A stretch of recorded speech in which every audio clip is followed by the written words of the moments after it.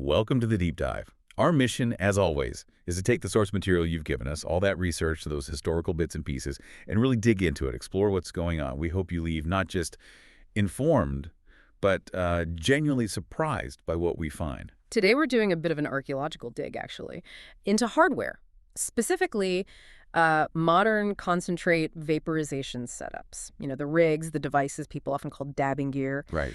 And what jumped out from the sources you sent over is this kind of hidden history. This whole multi-million-dollar industry didn't really start in some fancy lab. No, not at all. It seems to trace back to one single, pretty simple hinged invention from the early 2000s, and the inventor, known mostly by an online handle. Yeah, it's a classic case of necessity, really, being the mother of invention. If you look back at how people were consuming extracts before this device. Well, it was basic. Basic is putting it mildly, maybe. Yeah. Often dangerous, too. We're talking things like hot knives, literally heating up butter knives on a stove. Or, using butane torches directly. Very uncontrolled, very crude. So the leap from that to the kind of optimized rigs we see today, it feels huge. Almost overnight. But your sources pinpoint the exact moment things really shifted. They really do. It seems this massive leap was kicked off by one person known online as Hashmasta Kut, HMK. HMK. And his invention, the titanium curve. This wasn't just another gadget. It was like the functional blueprint. It set the standard for pretty much everything that came after, defined how clean vaporization needed to work. Absolutely. It laid the groundwork. Okay, let's unpack this. So the key year here, according to the documents, is 2003. 2003, that's really early. Way earlier than most people associate with this kind of tech. And the invention HMK introduced was first called the titanium swing, or sometimes the tie curve. And if you picture what existed then, heating metal, red hot, trying not to get burned, HMK's design tackled the main problems head on. It's all about the architecture. It's actually elegantly simple when you break it down. Just a flat piece of titanium fixed onto a little swivel arm, a hinge, basically. And that arm was designed specifically to swing the hot plate right under a glass intake tube. So it separates the heating from the inhaling pass. Precisely. Yeah. That's the genius of it.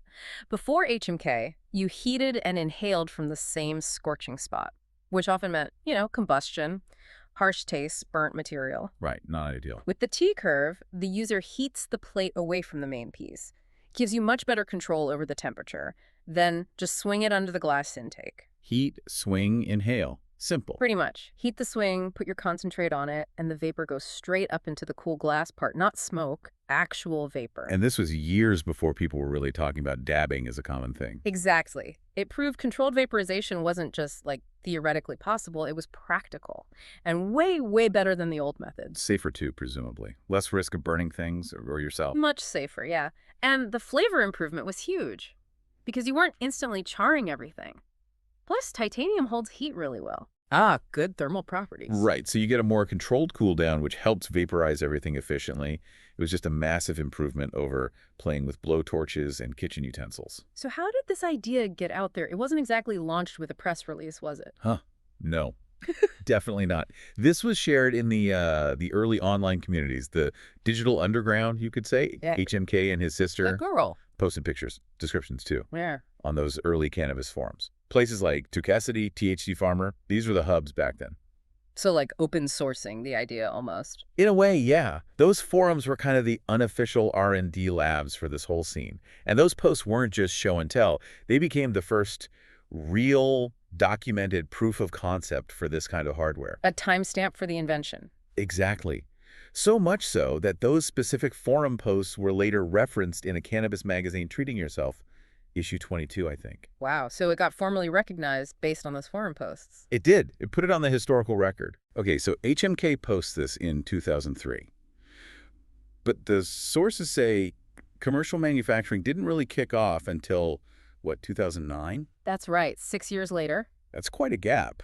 What was going on in between? Was it just circulating among enthusiasts, like a niche thing? That seems to be the case. That 6-year lag is interesting. For those years, it was kind of an insider secret, a custom piece you got from someone who knew how to make it. Right, because it needed titanium welding and stuff? Yeah. Not easy for just anyone. Exactly. Limited production. But by 2009, the demand from people who knew about it must have built up. enough for someone to think, okay, let's make these properly. And that's when companies started getting involved. Yeah, we see Labworx, based in LA, starting to manufacture a version. They called theirs the Skillet Vapor Curve. Skillet, okay. Makes sense. And early retailers like AquaLab Technologies sold those first batches. And importantly, those early product listings actually credited HMK. They said he was the originator of the titanium curve. So the credit was given early on, at least by some. It seems so. And it's useful to track the names because they're all building on H&K's idea. That same year, 2009, another company pops up, Modern Metal Cal. Okay. They were founded by Top Shelf Extracts. They tweaked the design a bit, maybe better titanium, maybe a smoother hinge, we don't know the specifics, and called their version the Vapor Swing. Vapor Swing, right. So curve, skillet, swing.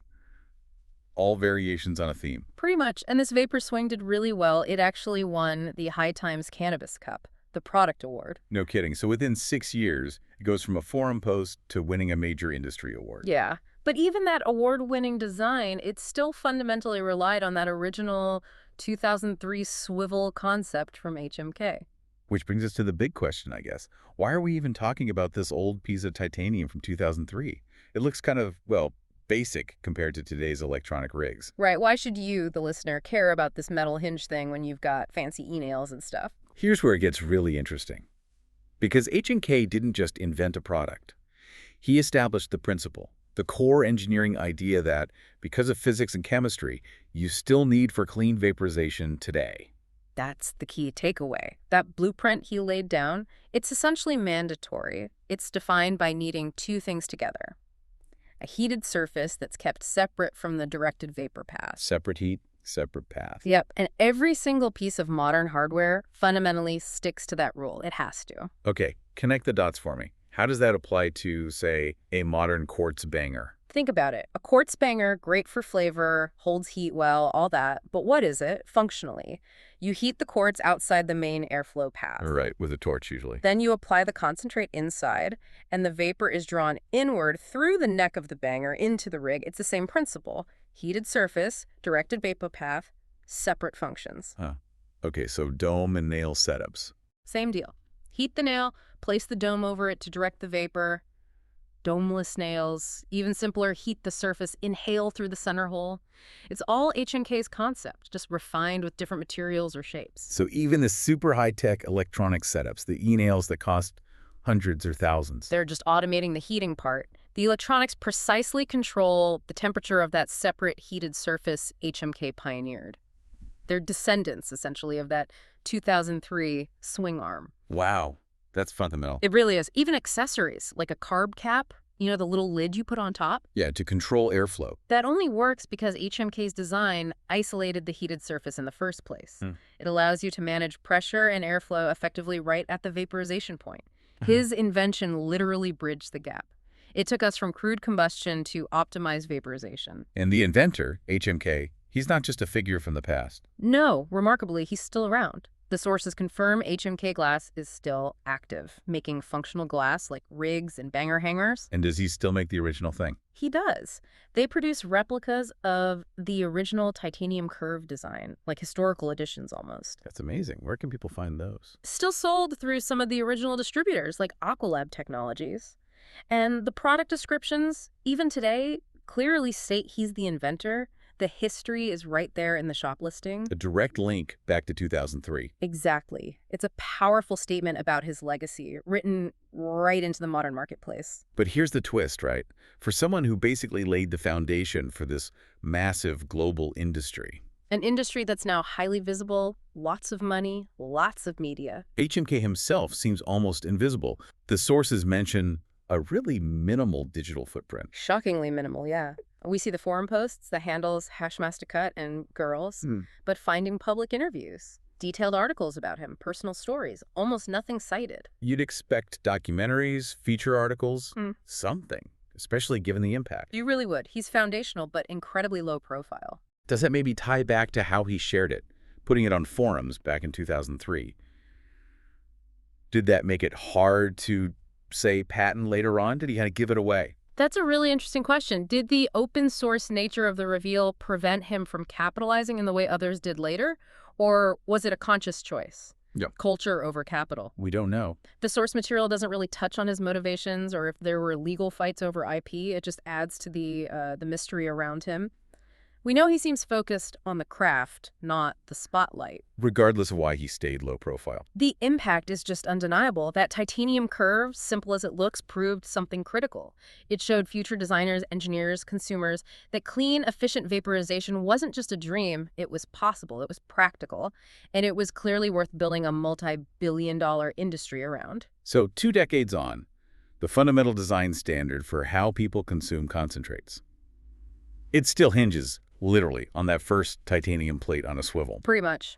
Hashmasta Kut's name is etched into vapor history, even if the man himself prefers the shadows. So what does this all mean? Well, it means that this whole world of sophisticated, modern concentrate hardware, the stuff that looks like high-end engineering actually traces its roots back to something remarkably simple. Yeah, a piece of titanium shared by a quiet guy on an internet forum way back in 2003. It's a pretty powerful reminder, isn't it, that real disruptive innovation doesn't always come from corporate R&D. Sometimes it starts in these unexpected, community-driven spaces. Absolutely. And it forces you, the listener, to think about how truly brilliant ideas can just spread.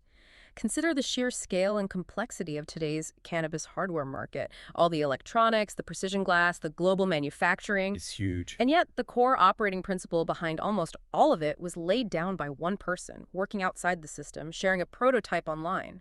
What does that tell us about how quickly a foundational concept can become indispensable?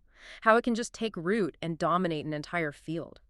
Even while the original inventor chooses to stay almost completely out of the limelight, as the industry he sparked just explodes around that initial idea. It's quite something to think about. How innovation propagates and who gets remembered.